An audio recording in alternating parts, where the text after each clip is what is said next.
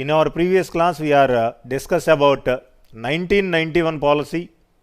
National manufacturing policies are covered in our earlier class. ఇంతకుముందు క్లాస్లో మనము 91 పారిశ్రామిక విధాన తీర్మానము అదేవిధంగా జాతీయ తయారీ విధానాన్ని చూసాం.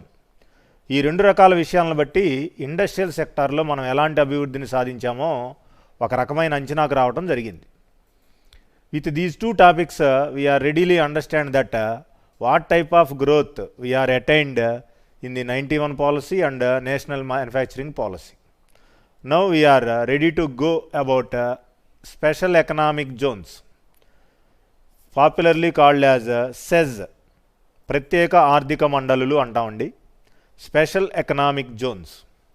The government of India announced special economic zones policy in April 2000. This aims at rapid economic growth supported by quality infrastructure, complemented by an attractive fiscal policy. The SEZ system was introduced in our country in the year 2000 for the purpose of two main features. One purpose is quality infrastructure provision.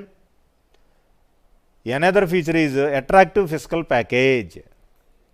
ఈ రెండు ముఖ్యమైన అంశాలను దృష్టిలో పెట్టుకుని మనము ప్రత్యేక ఆర్థిక మండలను మనం ప్రవేశపెట్టడం అనేది జరిగింది.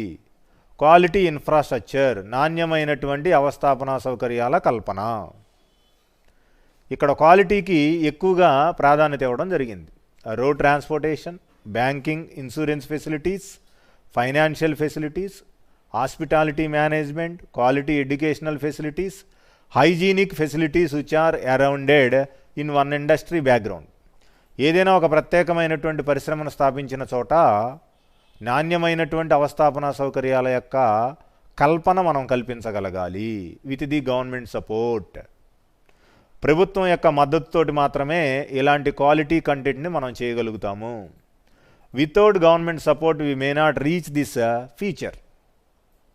In the same way here we are ready to facilitate the industrialist in the matter like attractive fiscal policy. What is the word fiscal here? The word fiscal means tax matters relating to the industries. Tax matters. పన్నులకు సంబంధించినటువంటి అనేక రకాల విషయాలను మనం ఇక్కడ తెలుసుకుంటూ ఉంటాము. అవే tax matters. Fiscal అంటే ట్యాక్స్కు సంబంధించినటువంటి అనేక రకాలైనటువంటి విషయాలు. ఈ రెండింటిని సమభాగంగా చేసుకుంటూ స్పెషల్ ఎకనామిక్ జోన్స్ని మనం ఇంప్లిమెంట్ చేయాలి. For the purpose of industrial development in our country, we are ready to establish so many special economic zones for this purpose. Okay. In the year 2000, we are ready to introduce these type of special economic zones. Okay. Next, objectives of SEZ. Generation of additional economic activity is the first objective. Additional economic activity. We are not sufficient of already attained growth in our industrial sector. ప్రస్తుతం ఉన్నటువంటి పారిశ్రామిక అభివృద్ధి మన దేశ జనాభాకి సరిపోవడం లేదు. అక్కడ ఉన్నటువంటి ఆ యొక్క ఆర్థికాభివృద్ధి మనకు సరిపోవడం లేదు కాబట్టి we must concentrating on additional economic growth. అదనంగా కావాల్సినటువంటి ఆర్థిక వృద్ధి మీద మనము దృష్టిని సారించబోతూ ఉన్నాము. అవి ఉన్న పరిశ్రమల్లోనే ఇంకా రావాలంటే కుదరదు కాబట్టి ఆ క్రమంలో మనము ప్రత్యేక ఆర్థిక మండలను కూడా ప్రవేశపెట్టడం జరిగింది. Next, promotion of export of goods and services. We are already note a greater rise in exports of our country goods and services. భారతదేశం నుంచి విదేశాలకు వెళ్ళేటువంటి ఇండస్ట్రియల్ ఎక్స్పోర్ట్స్లో కొంతవరకు మనము క్రెడిట్ని సాధించాం. ఆ క్రెడిట్ కూడా మనకు సఫిషియెంట్గా లేదు కాబట్టి we are ready to promote our exports in the matter like goods and services. We are not permitted to only goods exports. We are ready to expand our exports in the services matter. అందుకనే చూడండి చాలా చోట్ల మనం hoarding చూస్తూ ఉంటాం. MBBS in China అంటారు. ఇక్కడ students వెళ్ళిపోయి చైనాలో వితౌట్ ఎంట్రన్స్ ఎగ్జాము ఎంబీబీఎస్ చదువుతూ ఉంటారు. అంటే హ్యూమన్ రీసోర్సెస్ సర్వీసెస్ రూపంలో ఎక్స్పోర్ట్ అయిపోతూనే ఉన్నాయి. ఇక్కడ మెరిట్నెస్ లేని వాళ్ళు అక్కడికి వెళ్ళిపోయి వితౌట్ ఎంట్రన్స్ ఎగ్జామినేషను డొనేషన్స్ రూపంలో వెళ్ళిపోయి కోర్సును కంప్లీట్ చేస్తున్నారు ఇతర దేశాల్లో. ఇలా కూడా చదువుతున్నారు. దీని పరంగా కూడా సర్వీస్ రెండరింగ్ అనేది జరుగుతుంది. సేవలను పెంచుకోవడం అనేది జరుగుతుంది. అందువల్ల అది కూడా మనము కనిపెట్టవలసినటువంటి అవసరం ఉంది. Third one, promotion of investment from domestic and foreign sources. మనకు తెలుసు కదండి, డొమెస్టిక్ అంటే మన దేశం లోపలే, ఫారెన్ అంటే మన దేశ సరిహద్దులు దాటి. విదేశాల వల్ల కానీ మన దేశ లోపల ఉన్నటువంటి పరిశ్రమల వల్ల కానీ మనం ఏం పెంచుకోవాలి? ఇన్వెస్ట్మెంట్ రేషియోని పెంచుకోవాలి. పెట్టుబడుల నిష్పత్తిని బాగా పెంపుదల చేయగలగాలి. This is one of the indirect signal for the purpose of industrial development in the countries like India. భారతదేశం లాంటి అభివృద్ధి చెందుతూ ఉన్నటువంటి దేశాలలో పారిశ్రామిక ప్రగతి సాధించగలుగుతున్నాము అని చెప్పడానికి ఒక పరోక్ష చిహ్నంగా గుర్తించేది ఏంటయ్యా అంటే ఈ యొక్క పెట్టుబడుల పెరుగుదల. ఇంకా వేరే వాళ్ళని ఎవరిని మనం సంజాయిషి అడగాల్సిన అవసరం ఉండదండి, అసలు రెఫరెన్స్ కూడా తీసుకోవాల్సిన అవసరం ఉండదు. When we are ready to raise our investments, this is an indicator to our industrial development. పారిశ్రామికాభివృద్ధి జరుగుతుంది అంటే పెట్టుబడులు పెరుగుతున్నట్టే లెక్క. పెట్టుబడులు పెరుగుతున్నాయి అంటే పారిశ్రామిక ప్రగతి రికార్డు చేయబడుతుందన్నట్టే లెక్క అనమాట. అందువల్ల ఈ రెండు కాన్సెప్ట్స్కి చాలా క్లోజ్ రిలేషన్ అనేది ఉంటుంది. అది డొమెస్టిక్గా జరిగితే చాలా మంచిది. కాంట్బట్ సిచ్యుయేషన్స్లో ఫారిన్ కంపెనీస్ నుంచి జరుగుతూ ఉంటుంది. అలాంటప్పుడు కూడా దాన్ని మనం శుభసూచకంగానే పరిగణలోకి తీసుకోవచ్చు. ఎప్పుడైతే ఫారిన్ ఇన్వెస్ట్మెంట్స్ పెరిగినాయో వాళ్ళు ఇచ్చినటువంటి ఒక హెల్ప్ తోటి డొమెస్టిక్ ఇన్వెస్ట్మెంట్స్ కూడా పెరిగేటువంటి అవకాశం ఉంటుంది. విదేశీయులే మన దేశానికి వచ్చి నమ్మకంగా పెట్టుబడులు పెడుతున్నప్పుడు ఎక్కడే పుట్టి పెరిగినటువంటి మన యొక్క దేశ ప్రజలకి ఆటోమేటిక్గా నమ్మకం అనేటువంటి శాతం పెరిగిద్ది. వాళ్ళు కూడా పెట్టుబడుల యొక్క పరుగు పందెంలోకి వచ్చేటువంటి అవకాశం ఉంటుంది. ఓకే, నెక్స్ట్ ఫోర్త్ వన్ అండి, creation of employment opportunities etcetera. ఎక్కడైనా కామన్గా ఉండేదే. మనం 48, 56, 91 నేషనల్ మ్యానుఫ్యాక్చరింగ్ పాలసీ అన్నిట్లో కూడా మనము ఒక క్లియర్ కట్ పాయింట్ని అబ్జర్వ్ చేస్తున్నాం. ఏంటది? What about the employment opportunities in the country. ఈ కొత్త పరిశ్రమలు రావడం వల్ల, అనేక రకాలైనటువంటి పరిశ్రమలు రావడం వల్ల ఉద్యోగ అవకాశాలు యువతకు ఏమన్నా అందుబాటులోకి వస్తున్నాయా అంటే వస్తున్నాయనే చెప్పాలి. అవి ఎక్కువగా technical employment opportunities. The opportunities are the jobs in the technical expertise అంటాం. సాంకేతిక పరమైన పరిజ్ఞానం ఉన్నటువంటి ఆ యొక్క యువతకు ఈ యొక్క రంగాలలో ఉద్యోగ అవకాశాలు కల్పించబడేటువంటి అవకాశాలు బాగా ఉంటున్నాయి. అది సెజల్లోనే కాదు, మనం పెట్టినటువంటి ఎంఎస్ఎంఈ అనేటువంటి పరిశ్రమల్లోనే కాదు, వాళ్ళకున్నటువంటి క్వాలిఫికేషన్స్ని బట్టి వాళ్ళు ఎక్కడైతే సూట్ అవుతారో అలాంటి చోట వాళ్ళకి టెక్నికల్ జాబ్ ఆపర్చునిటీస్ అనేవి చాలా మెండుగా వస్తున్నాయని చెప్పి చెప్తాం అన్నమాట. Okay, these are the various objectives regarding SEZ, special economic zones. Next, special economic zones in India. అసలు భారతదేశంలో ఎన్ని ఉన్నాయి ఇవి? అసలు ఈ కంటెంట్ 2000లో స్టార్ట్ అయింది అనుకున్నాం కదా. స్టార్ట్ అయిన తర్వాత 2-3 సంవత్సరాలకు ఎన్ని ఉన్నాయి, తర్వాత వీటి యొక్క నెంబర్ ఏమన్నా పెరిగిందా, లేకపోతే లాంచింగ్ మాత్రం చాలా బిగ్గర్ స్టైల్లో చేసి తర్వాత దీన్ని పట్టించుకోకుండా ప్రభుత్వం వదిలేసిందా? అసలు స్టేటస్ ఎలా ఉంది సెజ్ల్ది అనేది మనం ఇక్కడ చూడాలి. అలాగే ఇక్కడ ఒక క్లియర్ కట్ పాయింట్ ఒకటి స్టూడెంట్స్కి క్లారిటీ ఇవ్వాలి. సెజ్ అంటే ఏం లేదు నాన్న, మనం వాడుక భాషలో ఫామ్ హౌసెస్. పవన్ కళ్యాణ్కి ఉన్నాయని చెప్తూ ఉంటారు, కేసీఆర్ గారికి ఉన్నాయని చెప్తూ ఉంటారు. చూడండి, అప్పుడప్పుడు టీవీల్లో వాళ్ళు పెద్ద బెంచ్ మీద కూర్చున్నట్టుగా ఏంటి అక్కడ ఏదో ఆహారం తింటూ వాళ్ళు పెంచేటువంటి యానిమల్స్ మధ్యలో ఉన్నట్టుగా మనకు అక్కడక్కడ కనపడతా ఉంటారు. అందుకని మీరేం కొండ గుర్తుపెట్టుకోవాలి, సెజ్ అంటే ఏం లేదు, పవన్ కళ్యాణ్ గారికి ఉన్నటువంటి ఫామ్ హౌస్ లాంటిది అన్నట్టుగా గుర్తుపెట్టుకోండి. అక్కడ అన్ని రకాల యాక్టివిటీస్ జరుగుతూ ఉంటాయి ఉత్పత్తికి సంబంధించినవి. ఈ విధంగా వాళ్ళు కొన్ని వందల ఎకరాల్లో ఈ యొక్క సెజల్ అనే వాటిని ఎస్టాబ్లిష్మెంట్ చేస్తూ ఉంటారు. అక్కడ తోట పంటలు పెరుగుతూ ఉంటాయి, ఇండస్ట్రియల్ అవుట్పుట్ జరుగుతూ ఉంటుంది, గ్రీనరీ డెవలప్మెంట్ ఉంటా ఉంటుంది ఏమండి. అలాగే ఆర్ఫన్ హోమ్స్ నడుపుతూ ఉంటారు, ఓల్డ్ ఏజ్ హోమ్స్ ఉంటాయి, ఏంటి పాఠశాలలు కూడా ఉంటాయి. ఇలా చెప్పుకుంటా పోతే what not anything under one shelter, ఒకే గొడుగు కింద అనేక రకాల సామాజిక పరికల్పనా చర్యలు జరుగుతూ ఉంటాయి. సొసైటీకి మంచి చేసేటువంటి అనేక రకాల ఉత్పాదక కార్యక్రమాలు జరుగుతూ ఉంటాయి. గవర్నమెంట్ వీటికి లైసెన్స్ ఇస్తుంది, వాళ్ళు కూడా కొంత ట్యాక్స్ అనేది కడుతూ ఉంటారు. కాకపోతే ట్యాక్స్లో చాలా వరకు డిస్కౌంట్ అనేది ఉంటుంది, రాయితీలు ఉంటాయి. అందుకని గవర్నమెంట్ కూడా వీటిని ఏం చేస్తుంది, ఎంకరేజ్ చేస్తుంది అన్నమాట. Up to 2013 the number of formal approval special economic Jones were 577. Formal approval అంటే ఒక సాధారణమైనటువంటి అనుమతి పొందినటువంటి ఎన్ని ఉన్నాయంట, 577 ఉన్నాయంట. తర్వాత వీటి నంబర్ చాలా వరకు పెరిగింది. ఇప్పుడు మనం 2020లో ఉన్నాం కాబట్టి ప్రస్తుతానికి అఫీషియల్గా లెక్కల ప్రకారంగా మనకి 1014 ఉన్నాయండి. ఇవి 1014 సెజులు ఉన్నాయి అఫీషియల్గా లైసెన్స్ పొందినవి. లైసెన్స్ కోసం ఇంకా అప్లికేషన్ పెట్టుకున్నాయి చాలా ఉన్నాయి. వాటితో మనకు సంబంధం లేదు కదా. ఎప్పుడైతే అప్రూవల్ వచ్చిందో, లైసెన్స్ వచ్చిందో, అప్పటి నుంచి ట్యాక్స్ అనేది గవర్నమెంట్ ఖజానాకి వెళ్తూ ఉంటుంది. అవే మనం ఇక్కడ పరిగణనలోకి తీసుకోవాలి. కానీ ఇంకా అప్లికేషన్ ప్రాసెస్, అప్రూవల్ ప్రాసెస్లో ఉన్న వాటిని మనము ట్యాక్స్ పరిధిలోకి తీసుకురాకూడదు. కాబట్టి అదనమాట. 13 వరకు ఏమో 577 ఉన్నాయండి. 2020కి వచ్చాం కాబట్టి వీటి యొక్క నెంబర్ ఎంత పెరిగింది, 1014కి పెరిగింది అనమాట. అంటే అటు ఇటుగా డబుల్ చేసుకున్నాము. వీటి నెంబర్ రాబోయే కాలంలో ఇంకా కూడా పెరగవచ్చు. వీటిని ఎక్కువగా పొలిటికల్ బ్యాక్గ్రౌండ్ ఉన్నటువంటి విఐపీస్ రన్ చేస్తూ ఉంటారు. ఎందుకని, పాలిటిక్స్లోకి ఒకసారి ఎంటర్ అయిన తర్వాత కరప్టెడ్ మనీ బాగా బస్తాలు వచ్చేస్తూ ఉంటుంది. వచ్చిద్దే రాదా? వచ్చిద్ది, అందరికీ తెలిసిన నిజమే. మరి దాన్ని ట్యాక్స్ ఫ్రీ మనీగా, బ్లాక్ మనీగా కాకుండా లీగలైజ్డ్ మనీగా మార్చుకోవాలంటే ఇలాంటి వాటి మీద ఏదో ఇన్వెస్ట్మెంట్ చేయాలి.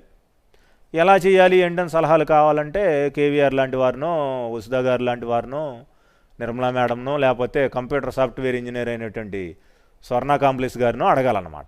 ఇలా అడుగుతూ ఉంటే సలహాలు దొరుకుతూ ఉంటాయి. వాళ్ళకు కూడా సర్వీస్ ఛార్జెస్ ఇచ్చేస్తూ ఉంటే వాళ్ళు కూడా చక్కగా మనం అడగగానే చిరునవ్వుతో సలహాలు ఇస్తూ ఉంటారు. మనకు కోట్లలో లాభాలు వస్తున్నాయి, ట్యాక్స్ బెనిఫిట్స్ వస్తున్నాయి. వాళ్ళ కనీసం ఒక 1000 రూపాయలన్నా లాభాన్ని చూపించాలి కదా. అదన్నమాట సంగతి. చూసారండి ఎంత ఉందో టెక్నిక్. అందుకని స్పెషల్ ఎకనామిక్ జోన్స్ వల్ల ఇన్వెస్టర్స్కి ప్రాఫిటబులే, అలాగే కన్జ్యూమర్స్కి ప్రాఫిటబులే, గవర్నమెంట్కి కూడా చాలా వరకు ట్యాక్సబుల్ ఇన్కమ్ వస్తుంది. అట్ ది సేమ్ టైం మనం అనుకున్న అల్టిమేట్ గోల్ ఏంటండి, డెవలప్మెంట్. ఆ డెవలప్మెంట్ ఏ ఏరియాలో వచ్చింది, ఇండస్ట్రియల్ డెవలప్మెంట్ వచ్చింది. బాగానే ఉందిగా కాన్సెప్ట్. మరి దీన్ని వద్దని మోకాలు అడ్డటానికి, వద్దురా బాబు ఈ ఫైల్ మీద సంతకం పెట్టొద్దు అని చెప్పి ఒక గవర్నమెంట్ ఆఫీసర్కి కానీ ఒక మినిస్టర్కి కానీ మనం ఏమన్నా తాకీదులు ఇస్తామా? ఇవ్వం కదా. అది సంగతి. ఇక్కడ జరిగినటువంటి పాజిటివ్ ఎంకరేజ్మెంటే ఎక్కువ ఉంది కాబట్టి వీటిని మనం ఎంకరేజ్ చేయటంలో ఎలాంటి తప్పు లేదు.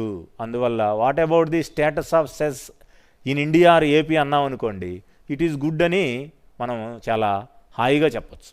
దీంట్లో ఎలాంటి సందేహం పడాల్సిన అవసరం లేదు. Okay, next, what are the incentives or encouragements facilitated by the government to the SEZ? ఇందాకే అనుకున్నాం, ఎందుకు వీటిని ఎంకరేజ్ చేయాలి అనే డౌట్ మీకు వచ్చింది కదా. అది డీటెయిల్డ్గా మనం చూద్దాం. వీటికి ప్రోత్సాహకాలు ఎందుకు ఇవ్వాలంటే గవర్నమెంట్ ఈ పెట్టిన వాళ్ళకి చాలా రకాలుగా లబ్ధి చేకూరుస్తుంది. ట్యాక్స్ అని ఇందా నేను చెప్పాను కదమ్మా, అవేంటో మీకు ఇప్పుడే అర్థమైపోద్ది. చూడండి, exemption from customs duties, central excise duties, service tax etcetera. జనరల్గా సర్వీస్ ట్యాక్స్లో నాకు తెలిసి ఎలాంటి ఇండస్ట్రీకి కూడా ఎగ్జంప్షన్ ఉండదు. కానీ సెజులకు సర్వీస్ ట్యాక్స్లో కూడా ఎగ్జంప్షన్ ఇస్తున్నారు. చూసారా అండి? అంటే గవర్నమెంటు వీటిని అభివృద్ధి చేయాలనేటువంటి ఒక చిత్తశుద్ధితో ఎంత శాతంలో ఉందో మనం ఇక్కడ తెలుసుకోవచ్చు. కస్టమ్స్ డ్యూటీలో రాయితీలు ఇచ్చారు, మినహాయింపులు ఇచ్చారు, సెంట్రల్ ఎక్సైజ్లో ఇచ్చారు, ఈవెన్ సర్వీస్ ట్యాక్స్లో కూడా ఇచ్చారు. అది మళ్ళీ ఎంత పర్సంటేజ్లో ఇచ్చారో తెలిసిపోద్ది. Tax holidays for 15 years. అదిగో చూడండి, స్టార్ట్ చేసిన తర్వాత 15 సంవత్సరాలు కంప్లీట్ అయ్యే వరకు మనకు ట్యాక్స్ హాలిడేస్ అనమాట. సమ్మర్ హాలిడేస్ చూసాం ఏమండి, పొంగల్ హాలిడేస్ చూసామండి. ఇండస్ట్రీ నడిపే వాళ్ళకంట ట్యాక్స్ హాలిడేస్ అంట, పన్ను కట్టకుండా ఉండేటువంటి సెలవులంట. చూడండి అసలు ఎంత బాగుందో కాన్సెప్ట్. 15 సంవత్సరాలు మళ్ళీ అవి 1 నెల 2 నెలలు కాదుండు, 15 సంవత్సరాలు స్టార్ట్ చేసిన దగ్గర నుంచి. ఈ 15 నెలలలోపు ఆ ఫామ్ హౌస్లో పండిన పంటలు కూడా దిగుమతికి వచ్చేస్తూ ఉంటాయి. మంచి ఫలసాయం కూడా ఆ యొక్క ఓనర్ అనుభవించేటువంటి పరిస్థితి వచ్చింది. Next, 100% tax exemption for 5 years. 100కి 100 రూపాయలు 5 సంవత్సరాలు మనం అనా పైసా కూడా గవర్నమెంట్కి ట్యాక్స్ రూపంలో కట్టాల్సిన అవసరం లేదు. Next 5 years ఏమవుద్దంట, 50% for next 5 years. తర్వాత అంటే 6 నుంచి 10 సంవత్సరాలలోపు ఎంత కడతాము? సపోజ్ 1000 రూపాయలు కట్టమంటే 500 కడతాం. మిగిలిన 500 ఏమైనాయి అంటే 50% మనకి డిస్కౌంట్ అనేది ఉందన్నమాట. ఇవన్నీ అఫీషియల్గానే జరుగుతాయి. పలానా వ్యక్తికి ఇచ్చారు, పలానా వ్యక్తికి ఇవ్వలేదని మనం ఎవరినో కూడా గొడవ పడాల్సిన అవసరం లేదండి. ఇవన్నీ సెజ్ చట్టంలోనే ఉన్నాయి. చూసారా? ఈ విధంగా ట్యాక్స్ ఎగ్జంప్షన్స్ కానీ ట్యాక్స్ డిస్కౌంట్స్ కానీ గవర్నమెంట్ ఆథరైజ్డ్గా ఫెసిలిటేట్ చేసింది. ఇప్పుడు చెప్పండి, సెజ్ల యొక్క నెంబర్ పెరగడానికి అవకాశం ఉందంటారా లేదంటారా? నేనైతే ఉందనే చెప్తాను. In comparison with general industries, సాధారణంగా ఉండేటువంటి పరిశ్రమల కంటే సెజ్లకి ట్యాక్స్ బెనిఫిట్స్ ఎక్కువ ఉన్నాయి. Next 100% income tax exemption for next 5 years. చూడండి, అసలు ఇక్కడ ఉన్నటువంటి సౌండ్ పార్టీస్ వాళ్ళు, ఇండస్ట్రియలిస్టులు ఫస్ట్ భయపడే దేనికి? గవర్నమెంట్కి కాదు, ఇన్కమ్ ట్యాక్స్కి. అమ్మో ఐటీ రైడ్స్ ఏమన్నా జరుగుతాయేమో, సిబిఐ వాళ్ళు వచ్చేస్తారేమో, నా గోళ్ళ పగలబడతారేమో, అలాగే టాయిలెట్లో ఉన్న కంబోర్డ్ తీసి ఎతుకుతారేమో, ఇలా అనేక రకాలుగా బాధపడుతూ ఉంటారండి. ఎందుకంటే టెక్నాలజీ అంత డెవలప్ అయింది. వాళ్ళ దగ్గర ఉన్నటువంటి టెక్నాలజికల్ టూల్స్ తోటి ఏ డబ్బులు ఎక్కడ పెట్టారో వాళ్ళు ఈజీగా కనుక్కోగలుగుతున్నారు ఈ రోజున. అందుకని 100% ఇన్కమ్ ట్యాక్స్ ఎగ్జంప్షన్ ఇచ్చారు. తర్వాత వచ్చే 5 సంవత్సరాల కాలానికి. తర్వాత వీటన్నిటిని ఎలా క్లియర్ చేస్తారు వాళ్ళు, ఎలా పే చేస్తారు? Through single window clearance and simplified procedures. వాళ్ళని అనేక సార్లు ట్యాక్స్ ఆఫీసుల చుట్టూ తిప్పరు.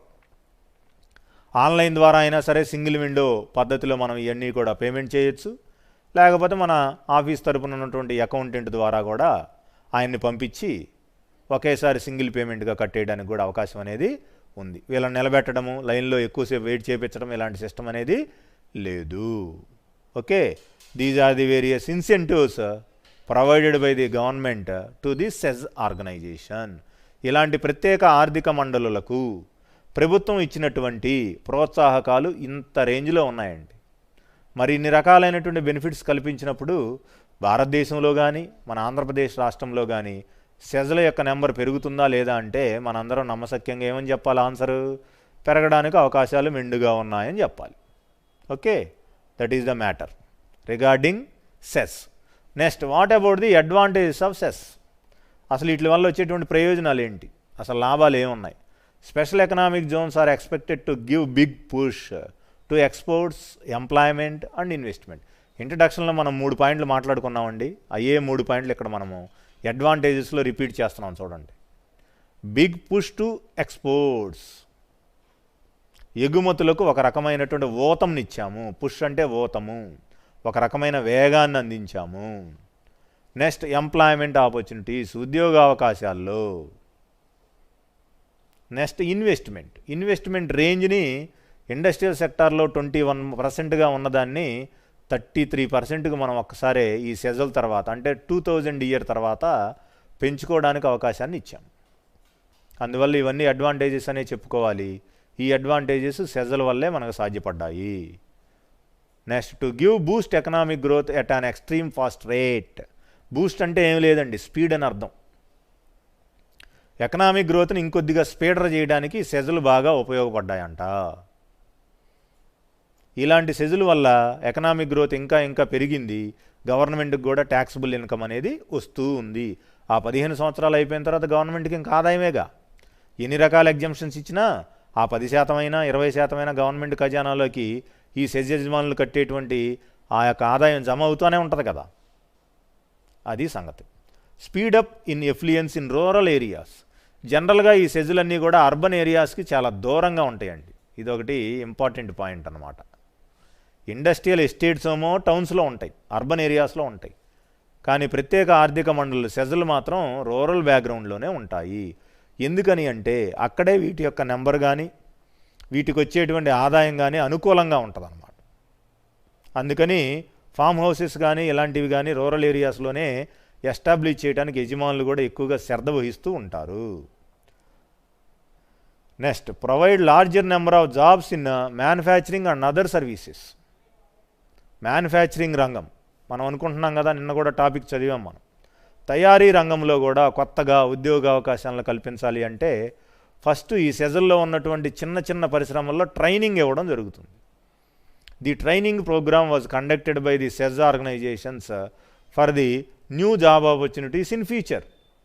రాబోయే భవిష్యత్తులో కల్పించవలసినటువంటి ఉద్యోగ అవకాశాల కోసం ఈ సెజల్లో చితకా ఉన్నటువంటి ఆ యొక్క పరిశ్రమల్లో యువతకు ఎలాంటి ఫీ అనేది లేకుండా ఏమిస్తాము, శిక్షణ అనేది ఇస్తాం జరుగుతుంది.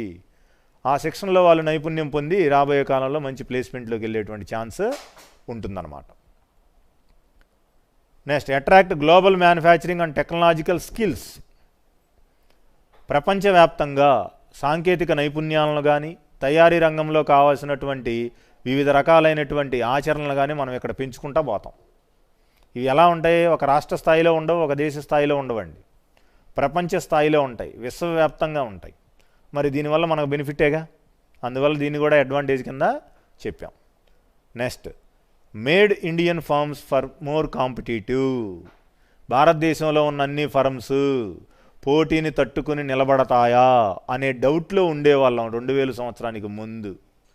ఇప్పుడు ఆ భయాన్ని తరిమి కొట్టడం జరిగింది with the encouragement given by SEZ organization. ప్రత్యేక ఆర్థిక మండలి ఇచ్చినటువంటి ధైర్యంతో ఆ భయాన్ని మనమే పారదొరలడం జరిగింది. ఈ రోజున ఈ సెజల నుంచి వచ్చినటువంటి ఉత్పాదనలు కానీ మిగిలిన పరిశ్రమల నుంచి వచ్చినటువంటి ఉత్పాదనలకు కానీ విపరీతమైనటువంటి పోటీని తట్టుకునేటువంటి ఆ యొక్క నాణ్యతని మనము సమ్మిళితం చేసామన్నమాట. ఆ విధంగా ఇంటర్నేషనల్ మార్కెట్లో కూడా వీటికి ఈ విధమైనటువంటి ప్రజాదరణ వచ్చే విధంగా ఉత్పత్తిలోనే కొన్ని జాగ్రత్తలు పాటించడం జరిగింది. అలాంటప్పుడు సేల్ పెరిగిద్దా తగ్గిద్దా? మస్ట్ అండ్ షుడ్ పెరిగిద్ది. ఎప్పుడైతే సేల్ పెరిగిందో మనకు వచ్చే 5% 4% ప్రాఫిట్స్ కూడా వచ్చే అవకాశం ఉంటుంది. Next, help to slow down rural urban migration. ఎప్పుడైతే రూరల్ ఏరియాస్ దగ్గరలోనే ఈ ఫామ్ హౌసెస్ అనేవి సెజలు అనేవి వెలిసినాయో, ఎంతసేపు వ్యవసాయమే సీజనల్లో 6 నెలలు పని 6 నెలలు ఖాళీగా ఉండడము అని అనుకునేటువంటి గ్రామీణ రైతాంగానికి ఇది ఒక ఆల్టర్నేటివ్ లైవ్లీహుడ్, ఒక ప్రత్యామ్నాయమైనటువంటి జీవన విధానము. ఈ విధానం దొరకలేదనే కదా వాళ్ళందరూ కూడా గ్రామాలకు స్వస్తి చెప్పి ఎక్కడికి వెళ్ళిపోయారు, నిన్నటిదాకా పట్టణాలకు వెళ్ళిపోయారు. కానీ ఎప్పుడైతే ఈ సెజలు అనే నెంబర్ ఆఫ్ వచ్చినాయో వాళ్ళకి ఆల్టర్నేటివ్గా ఒక ఎంప్లాయ్మెంట్, వర్కింగ్ డేస్ దొరికినాయి. కాబట్టి వాళ్ళు అర్బన్ ఏరియాస్కి వెళ్లకుండా ఎక్కడ ఉంటారండి, సేమ్ రూరల్ ఏరియాలోనే వాళ్ళ నేటివ్ ప్లేసెస్లోనే 2-3 తరాలు వాళ్ళ తాత ముత్తాతలు ఎక్కడైతే నివసించారో అక్కడే ఉండటానికి ఇంట్రెస్ట్ చూపిస్తారు. అంటే రూరల్ టు అర్బన్ మైగ్రేషన్స్ ఏమవుతున్నాయండి, ఇక్కడ తగ్గుముఖం పడుతున్నాయి. మనం ఎప్పటి నుంచో ఎదురు చూస్తున్నటువంటి పరిణామం అన్నమాట. అప్పుడేమైంది, అర్బన్లో క్రౌడ్ పర్సంటేజ్ తగ్గిద్ది. బీసెంట్ రోడ్డుకి వెళ్తే ఎంట్రా బాబు ఈ జనం కరోనాలో కూడా అనుకుంటున్నాం ఇప్పుడు, అలాంటి పరిస్థితి మనకి లేకుండా పోతుంది. అంటే పట్టణాల వైపుకి వచ్చేటువంటి వలసల యొక్క శాతం ఏమవుతుందండి, తగ్గుతుంది. Okay, these are the various advantages with inception of SEZ in our country. భారతదేశంలో ప్రత్యేక ఆర్థిక మండళ్లకు సంబంధించినటువంటి ఇలాంటి పారిశ్రామిక విషయాలను ప్రోత్సహించడం వల్ల మనకు వచ్చేటువంటి స్వప్రయోజనాలు ఇవన్నమాట. Okay, right. Next aspect, industrial backwardness in India. భారతదేశంలో పారిశ్రామిక రంగంలో మనం కొంతవరకు వెనుకబడి ఉన్నామంట. We are backward in the discipline called industrial development. పారిశ్రామిక అభివృద్ధి అనేటువంటి ఒక ప్రత్యేక అంశంలో భారతదేశం వెనకబడి ఉంది అనేది వాస్తవం. మరి ఇలాంటి వెనకబడితనాన్ని మనం ఏమన్నా ఓవర్కమ్ చేయగలమా, దీన్ని ఏమన్నా రిఫార్మేషన్ చేయగలమా అంటే అవకాశం ఉంది కంపల్సరీగా. India could not achieve the desired growth rate in the industrial sector even though it is rich in natural resources and has huge working population. Huge natural resources and working population, what a point it is. Natural resources అబండెంట్గా ఉన్నాయండి భారతదేశంలో, but we are not in a position to use them in a total manner. పూర్తిగా అందుబాటులో ఉన్నటువంటి సహజ వనరులను మనం ఉపయోగించుకోలేనటువంటి దయనీయ స్థితిలో ఉన్నాం, ఎందుకంటే టెక్నాలజీ లేదు. మరి పని చేయడానికి మ్యాన్ పవర్ ఎలా ఉందంటే హ్యూజ్ లెవెల్లో ఉంది. విపరీతమైనటువంటి శ్రామిక సప్లై ఉన్నటువంటి దేశం అండి భారతదేశం. మరి 2 లక్షణాలు కలిగినటువంటి భారతదేశంలో ఏమి లేదంట, ఇండస్ట్రియల్ డెవలప్మెంట్ లేదంట. మరి దీనికి చాలామందికి విచారమే కలుగుతుంది, ఎందుకంటే వాస్తవ పరిస్థితి అదే కాబట్టి. ఇలాంటి పరిస్థితి ఉండడానికి ఇక్కడ రీజన్ చెప్తున్నాం. ఇక్కడ కూడా మనం కలర్ మార్చి చూపించాం చూడండి ఆ sentence. There is wide gap between targets fixed and targets achieved. అనుకున్న లక్ష్యాలు నిర్దేశించుకున్నదేమో ఒక స్థాయిలో ఉన్నాయి, సాధించిన లక్ష్యాలేమో ఒక స్థాయిలో ఉన్నాయి. ఈ రెండింటికి మధ్యలో లార్జర్ గ్యాప్ ఉంది. Here we are clearly observing the gap between targets fixed and targets achieved in the industrial field.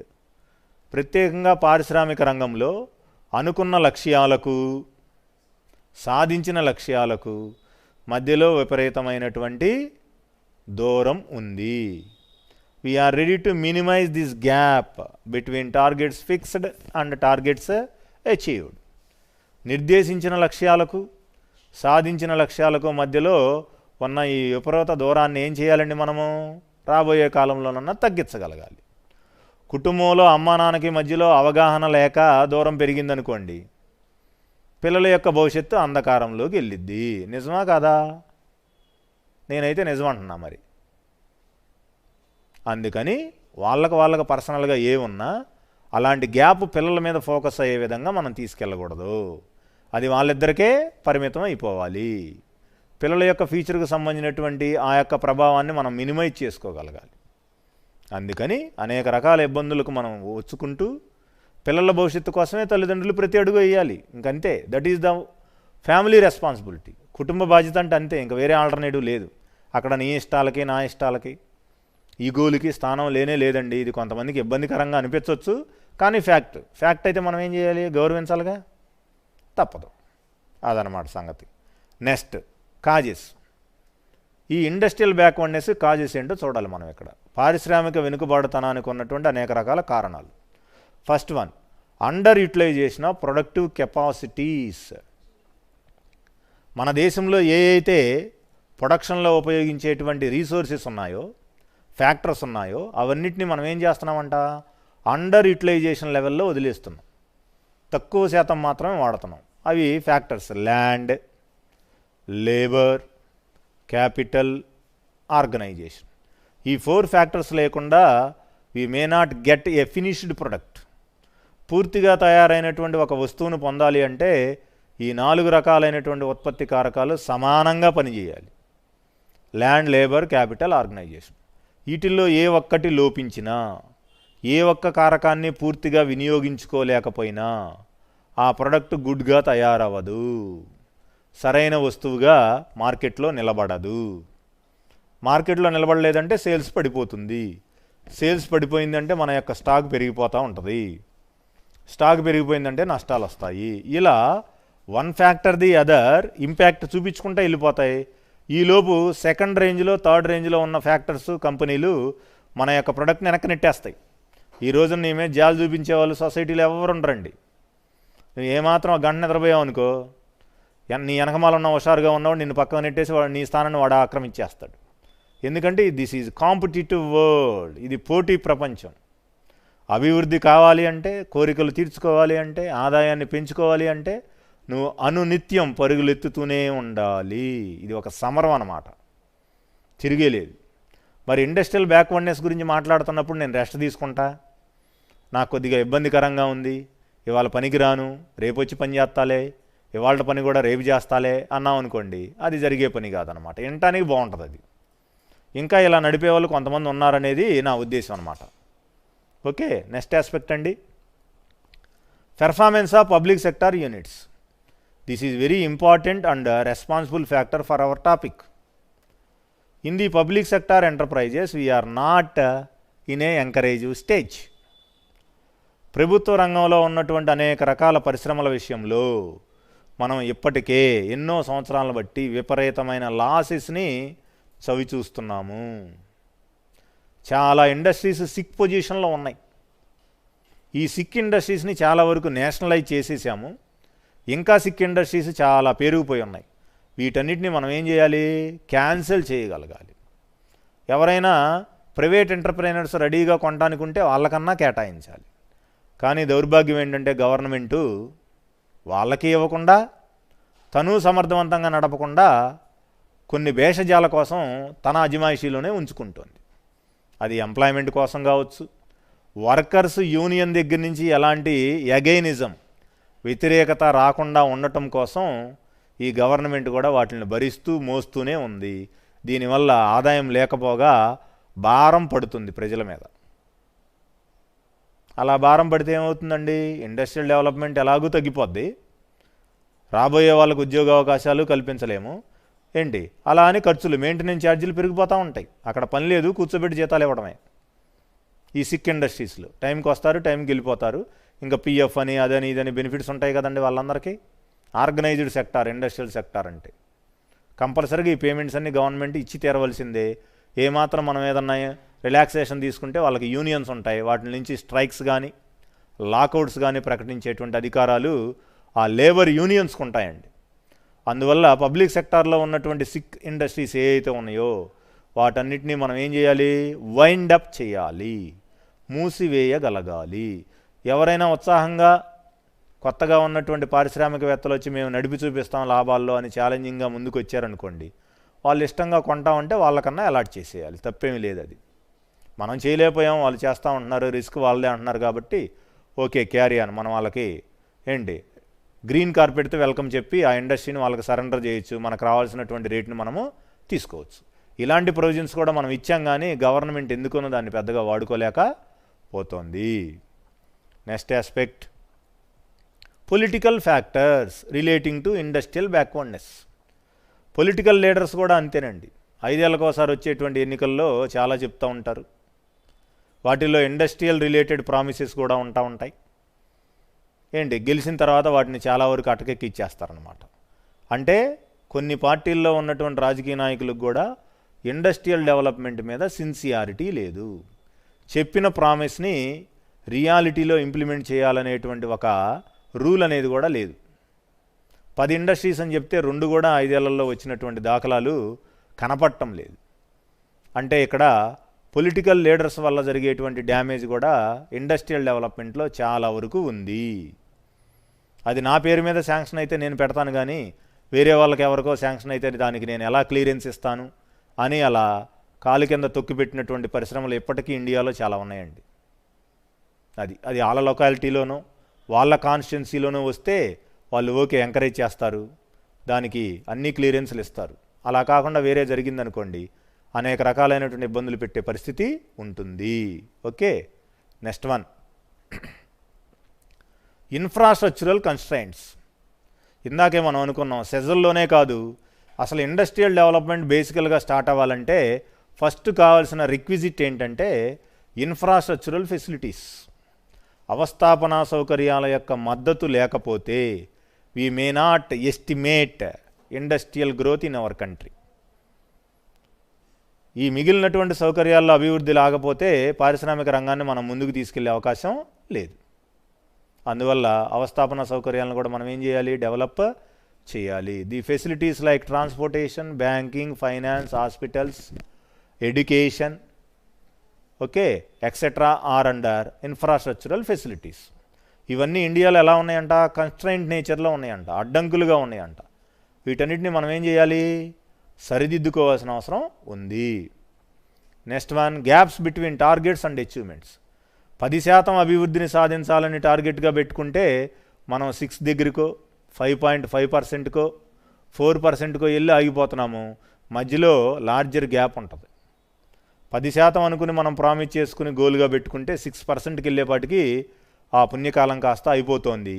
మరి ఈ యొక్క టైంని మనం పెట్టుకున్నటువంటి టార్గెట్స్ని కూడా మళ్ళీ ఒకసారి రివైజ్ చేసుకోవాలి. ఇది ఒక్కసారి జరిగితే ఓకే, మిస్టేక్ అనుకోవచ్చు. అనేక సార్లు రిపీటెడ్గా జరుగుతుందండి ఇండస్ట్రియల్ గ్రోత్ విషయంలో, పారిశ్రామిక ప్రగతి విషయంలో అనేక సార్లు రిపీటెడ్గా ఇదే జరుగుతుంది. ఏంటది, టార్గెట్స్ ఫిక్స్డ్, టార్గెట్స్ అచీవ్డ్. అనుకున్న లక్ష్యాలకి సాధించిన లక్ష్యాలకి విపరీతమైనటువంటి వ్యత్యాసం కనపడుతుంది. దీన్ని మనం ఎట్టి పరిస్థితుల్లో మినిమైజ్ చేయాలి. ఎమర్జెన్సీ ఛాలెంజెస్, తక్షణ సవాళ్ళు లేకపోతే సమస్యలు అంటాం. ఎప్పటికప్పుడు ఇండస్ట్రియల్ సెక్టార్లో మనకు అనుకోకుండా సడన్ ఛాలెంజెస్ వస్తూ ఉంటాయి, అసలు మనం ఊహించం. ఏంటది, కాంపిటీషన్ ఎప్పుడు పెరిగిద్దండి, ఉన్నట్టుండి కొత్త కంపెనీలు మనతో పాటు పోటీ పడినప్పుడు. నెక్స్ట్ రా మెటీరియల్ స్కేర్సిటీ, ముడి సరుకుల కొరత. నెక్స్ట్ ట్యాక్స్ ఇంప్రూవ్మెంట్స్, ఉన్నట్టుండి ఒక్కసారే గవర్నమెంటు 5% నుంచి 15%కు ట్యాక్సెస్ పెంచిందనుకోండి. ఈ మూడింటిని ఒకే సంవత్సరం మనం తట్టుకోవాల్సిన అవసరం ఉంటుంది. ఏంటా మూడు, కాంపిటీషను, ట్యాక్సెస్, ఇంకోటి ఏమనుకున్నాం రా మెటీరియల్ స్కేర్సిటీ, ముడి సరుకుల కొరత, ఇవన్నీ కూడా ఒకే సంవత్సరం మన ముందుకు వచ్చేస్తాయి. ఆ మూడింటిని తట్టుకుని నిలబడాలంటే ఆ సంవత్సరం మనకు చాలా డిఫికల్టీ అట్మాస్ఫియర్ వచ్చేస్తుంది అనమాట. Okay, these are the various factors which are responsible for industrial backwardness in India. ఇక్కడ చెప్పినటువంటి వివిధ అంశాలు భారతదేశంలో పారిశ్రామికంగా మనందరం వెనుకబడి ఉండటానికి దోహదం చేసేటువంటి అంశాలన్నమాట. Thus the industrial sector is facing lots of difficulties or problems. Due to these problems we are so backward in the topic like industrial development. పారిశ్రామిక అభివృద్ధి విషయంలో ఈ యొక్క కారణాల వల్ల మనం అనేక రకాల సమస్యలను ఎదుర్కొంటూ ఉన్నాము. Next aspect, MSME act, micro small medium enterprises act in the year 2000. 2000 సంవత్సరంలో మనము అనేక రకాల కొత్త పరిశ్రమల్ని ఇండస్ట్రియల్ సినారియోలోకి తీసుకొచ్చాం. వాటిల్నే ఎంఎస్ఎంఈస్ అని పిలుస్తున్నామండి. మైక్రో స్మాల్ మీడియం ఎంటర్ప్రైజెస్, సూక్ష్మ చిన్న మధ్య తరహా పరిశ్రమల చట్టము. ఎప్పుడు వచ్చిందండి ఇది? 2000. ఇందాక సెజలు ఏ విధంగా వచ్చినాయో అదే సంవత్సరంలో మనము ఈ కొత్త కాన్సెప్ట్ను కూడా ఇండస్ట్రియల్ ఫీల్డ్లో తీసుకొచ్చాం. This act have been accepted as the engine of economic growth and for promoting equitable development. పారిశ్రామిక అభివృద్ధి సమభాగంలో వెళ్తుంది, సమతూకంలో వెళ్తుంది, ఈక్విటబుల్గా వెళ్తుంది. The MSME play vital role in the overall industrial economy of the country. భారతదేశ పారిశ్రామిక రంగంలో ఉన్నటువంటి అన్ని డీమెరిట్స్ని మెరిట్స్గా మార్చడానికి వచ్చినటువంటి సిస్టమే ఎంఎస్ఎంఈస్ అన్నమాట. అవి ఎలా ఉంటే మనం ఇక్కడ గమనిద్దాం. Merits or importance of MSME act. Merits అంటే మనకు తెలుసు కదండి, పాజిటివ్ క్వాలిటీస్ అనమాట.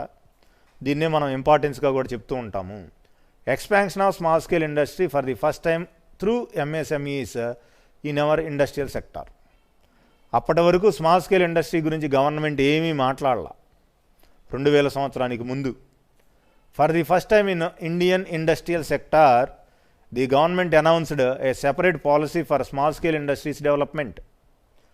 మొట్టమొదటిసారిగా భారతదేశంలో చిన్న తరహా పరిశ్రమలు, కుటీర పరిశ్రమలు, టైనీ సెక్టార్ని ఎస్టాబ్లిష్ చేయడానికి మొట్టమొదటిసారిగా ఈ చట్టాన్ని తీసుకొచ్చారు. దీనివల్ల పేద మధ్యతరగతి వర్గాలకు సంబంధించినటువంటి యొక్క ఇండస్ట్రియలిస్టు చాలా చురుకుగా ముందుకొచ్చి పరిశ్రమలు పెట్టేటువంటి ప్రయత్నాలు చేశారు. Next, employment potential. ఎవరైతే లో ఎడ్యుకేటెడ్లో ఉంటారో, టెక్నాలజికల్గా పెద్ద స్కిల్డ్గా కాకుండా ఉంటారో, అలాంటి లేబర్ ఫోర్స్ ఎక్కడైతే రూరల్ ఏరియాస్లో ఉందో వాళ్ళందరికీ ఎంప్లాయ్మెంట్ ఆపర్చునిటీస్ ఈ స్మాల్ స్కేల్లో కలిగినాయి.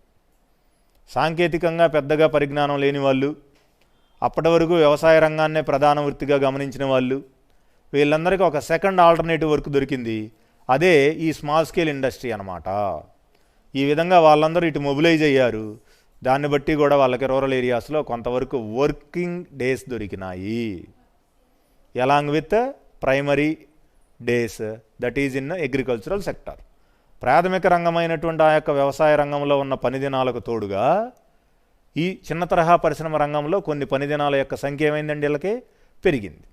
ఎప్పుడైతే ఈ 2 ఛాన్సెస్ వాళ్ళకు వచ్చినాయో వాళ్ళకు కొద్దిగా వేజెస్ పెరిగేటువంటి ఛాన్స్ ఉంటుంది. నెక్స్ట్ ఆస్పెక్ట్, లో క్యాపిటల్. ఇక్కడ స్మాల్ స్కేల్ ఇండస్ట్రీస్ని ఎస్టాబ్లిష్ చేయడానికి కూడా క్యాపిటల్ పెద్దగా మనకు అవసరం ఉండదు. ఒకవేళ అవసరమైనా గవర్నమెంట్ ఉంది మనకు క్రెడిట్ ఫెసిలిటీ ఇవ్వడానికి at the lower rates of interest through banks. Financial institutions ఏవైతే ఉన్నాయో వాటి ద్వారా మనం రుణాలు తీసుకోవచ్చు, సులభ వాయిదా పద్ధతుల్లో వీటిని కట్టేయచ్చు. అక్కడ ఉన్నటువంటి వడ్డీ రేట్లు కూడా చాలా స్వల్ప మొత్తాల్లో ఉంటాయి అన్నమాట. ఇక్కడ మనీ లెండర్స్ లాంటి వాళ్ళు ఎవరూ లేరు. వాళ్ళ దగ్గర నుంచి మనం ఎక్కువ వడ్డీకి తీసుకుంటే ఇబ్బందులు, సమస్యలు వస్తాయనేటువంటి భయం కూడా ఇక్కడ లేదు. These type of MSMEs always require లో క్యాపిటల్ ఫర్ దేర్ ఇన్స్టాలేషన్. ఇలాంటి పరిశ్రమలను స్థాపించడానికి తక్కువ మూలధనం సరిపోతుంది, ఎక్కువ మూలధనం జోలికి వెళ్లాల్సిన అవసరం లేదు.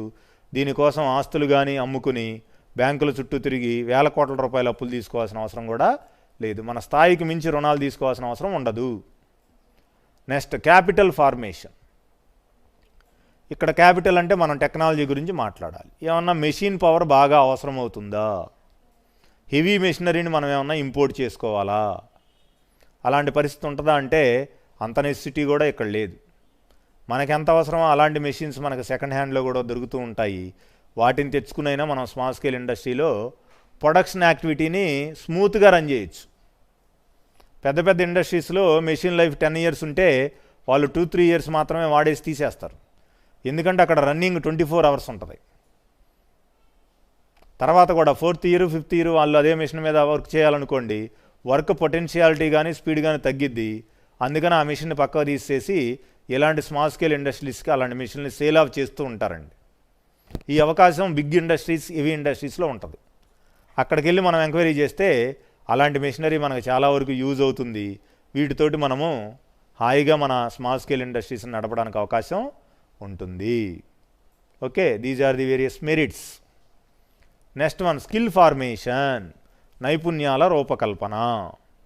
ఈ విధంగా కూడా మనం నైపుణ్యాలను ఏం చేస్తూ ఉంటాము, పెంచుకుంటూ పోతాం.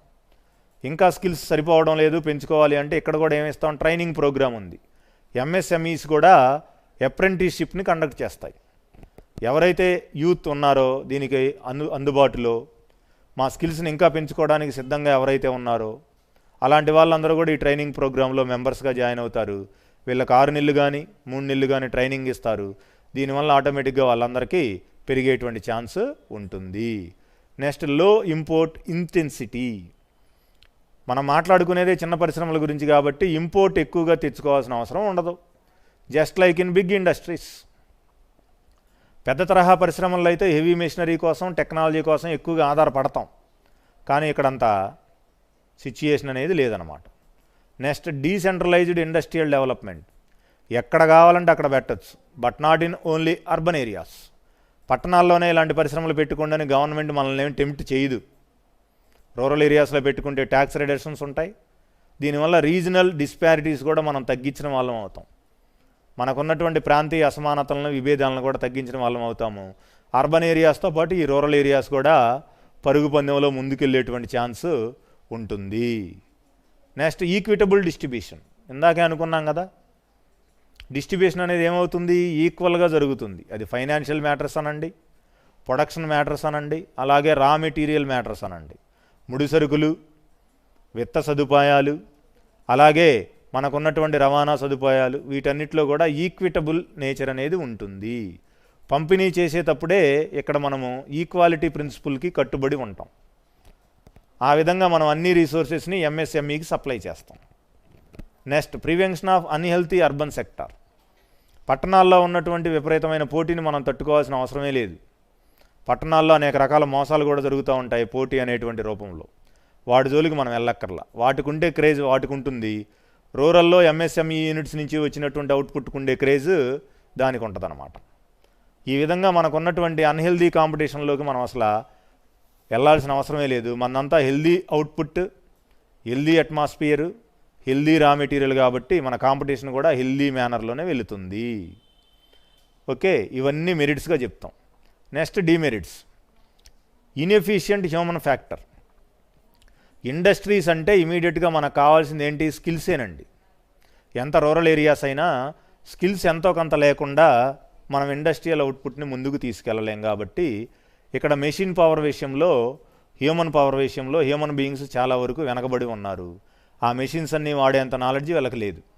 Next, lack of credit facilities. Rural ఏరియాస్లో బ్యాంకింగ్ ఫెసిలిటీస్ తక్కువ కాబట్టి క్రెడిట్కి అనుకున్నంత సరైన సౌకర్యాలు లేవని చెప్పాలి. ప్రాబ్లమ్ ఆఫ్ రా మెటీరియల్స్. రా మెటీరియల్స్ కూడా అంతే. ట్రాన్స్పోర్టేషన్ ఫెసిలిటీస్ అర్బన్ ఏరియాస్కి బాగా ఉంటాయి కానీ రూరల్ ఏరియాస్కి బాగా ఉండవు. ముఖ్యంగా రోడ్స్, ఇవన్నీ కచ్చా రోడ్స్ అయి ఉంటాయి.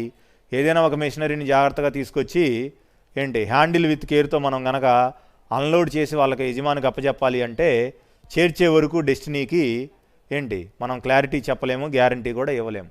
ఒక్కోసారి ఈ మాల్ మొత్తానికి డ్యామేజెస్ కానీ లీకేజెస్ కానీ జరిగే ఛాన్స్ ఉంటుంది. మరి ఈ రిస్క్ అందరికీ ఇబ్బందిని తెచ్చిపెట్టేటువంటి ప్రాబ్లం అన్నమాట. ఇలాంటివి కూడా మనం దృష్టిలో పెట్టుకోవాల్సిన అవసరం ఉంది. Next, absence of organized marketing. ఉత్పత్తి చేయగానే సరిపోదండి. We are ready to capable of marketed our goods in a clear cut manner. ఉత్పత్తి చేయటం అందరికీ వచ్చు, వాటిని సేల్ ఆఫ్ చేసుకోగలగాలి, అమ్మకాల శాతాన్ని మనం పెంచుకోగలగాలి. చేయాలి అంటే మనం చక్కగా యాడ్స్ అనేటువంటి విషయంలోకి వెళ్ళగలగాలి. ప్రకటనలు కానీ అలాగే ప్రచారాలు కానీ మనం చాలా సమర్థవంతంగా చేయగలగాలి. అది కూడా మితిమీరిన పెట్టుబడితో చేయకూడదు.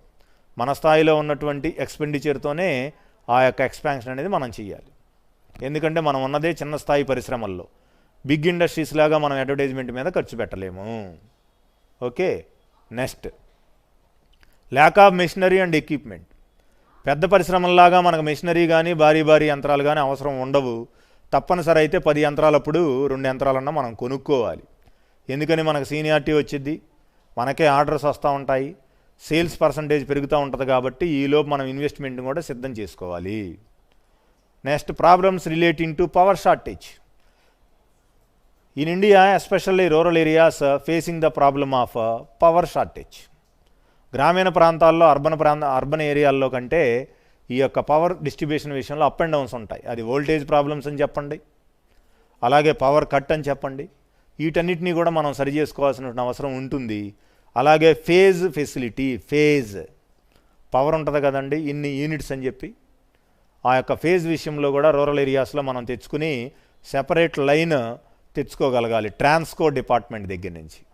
అప్పుడే మనం పవర్ కట్ లేకపోతే పవర్ షార్టేజ్ అనేటువంటి ఇలాంటి ప్రాబ్లమ్స్కి మనం సేఫ్ జోన్లో ఉండడానికి అవకాశం ఉంటుంది.